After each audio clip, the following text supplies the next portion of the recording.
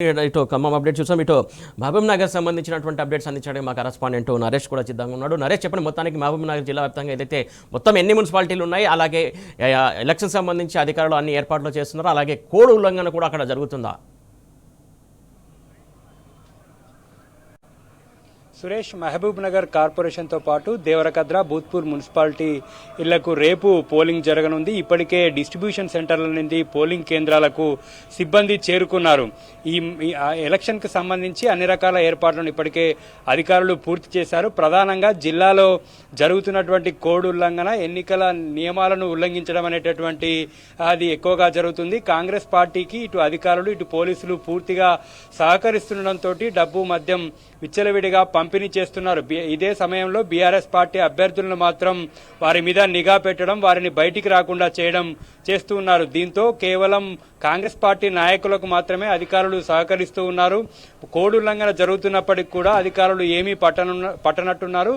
క్షేత్రస్థాయిలో జరుగుతున్నటువంటి కోడ్ ఉల్లంఘన, డబ్బు మద్యం పంపిణీకి సంబంధించి అరికట్టడానికి అధికారులు ఎటువంటి చర్యలు తీసుకోవడం లేదు. కేవలం బీఆర్ఎస్ పార్టీ అభ్యర్థుల మీద నిఘా పెట్టడం, వారిని ఇబ్బంది పెట్టడం, వారిని బయటికి రాకుండా చేయడం మాత్రమే పోలీసుల పనిగా ఉంది. ఇదే అంశానికి సంబంధించి మాజీ మంత్రి శ్రీనివాస్ గౌడ్ ప్రభుత్వాన్ని ప్రశ్నించారు. పూర్తిగా క్షేత్రస్థాయిలో కోడ్ ఉల్లంఘన జరుగుతుందని, కేవలం ఒక పార్టీ వారికే అధికారులు కొమ్ము కాస్తున్నారని చెప్పి కూడా ఆయన ప్రభుత్వంపై మండిపడ్డారు.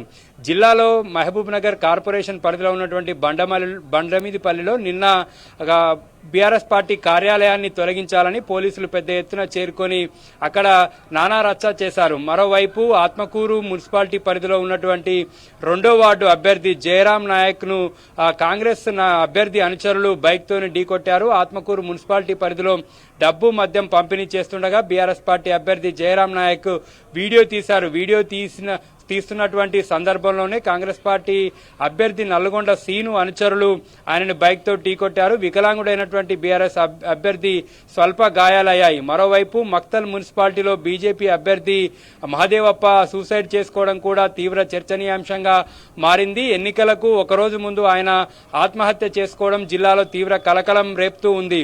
మరోవైపు సీఎం సొంత ఇలాకా కోస్గిలో కూడా ఇప్పటికే బీఆర్ఎస్ ఇద్దరు అభ్యర్థులకు పలుమార్లు బెదిరింపులకు గురి చేశారు, భయభ్రాంతులకు గురి చేశారు, చంపుతామంటూ కూడా బెదిరించినటువంటి పరిస్థితి ఉంది.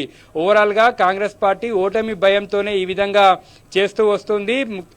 గుర్తు మీద జరిగేటటువంటి ఎన్నికలు కావడంతో పార్టీ వైఫల్యము, 2 ఏళ్ల పాలనా వైఫల్యాలు బయటికి వస్తాయనేటటువంటి ఉద్దేశంతో వారంతా కూడా ఎలాగైనా గెలవాలని చెప్పి అనేక అడ్డదారులు తొక్కుతూ కేవలం బీఆర్ఎస్ పార్టీ అభ్యర్థులను మాత్రమే ఇబ్బంది పెడుతూ వస్తూ ఉన్నారు. ఈ విధంగా ఉమ్మడి జిల్లా వ్యాప్తంగా కూడా కాంగ్రెస్ పార్టీ నాయకులు డబ్బు మద్యం పంపిణీ చేస్తూ ఓటర్లను ప్రలోభాలకు గురిపెడుతూ ఉన్నారు. మరోవైపు మహబూబ్ నగర్ కార్పొరేషన్ కి సంబంధించి మొత్తం 60 డివిజన్లు ఉండగా ఇప్పటికే ఒక డివిజన్ ఏకగ్రీవం అయింది. మిగతా 59 డివిజన్లకు రేపు పోలింగ్ జరగనుంది. మహబూబ్ నగర్ కార్పొరేషన్ ఏర్పడిన తర్వాత తొలిసారి పోలింగ్ జరుగుతుంది. ఈ మేయర్ పీఠ ప్రధాన పార్టీలన్నీ కూడా విస్తృతంగా ప్రచారాన్ని నిర్వహించాయి. మొత్తం ఈ 60 డివిజన్లకు సంబంధించి 59 డివిజన్లలో పోలింగ్ జరుగుతుండగా 23వ డివిజన్లో అత్యధికంగా ఓట్లు ఉన్నాయి, 22వ డివిజన్లో అత్యల్పంగా ఓట్లు ఉన్నాయి. మహబూబ్ నగర్ కార్పొరేషన్ తో పాటు దేవరకద్ర, భూత్పూర్ మున్సిపాలిటీల్లో కూడా ఎన్నికలు జరగనున్నాయి.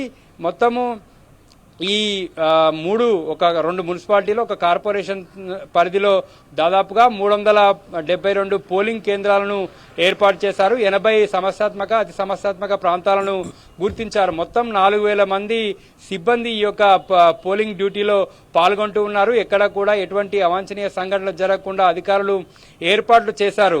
ఆ పోలింగ్ కేంద్రానికి ఓటర్ వచ్చి ప్రశాంతమైనటువంటి వాతావరణంలో ఓటు హక్కు వినియోగించుకునేటటువంటి విధంగా కూడా అధికారులు ఏర్పాట్లు చేశారు.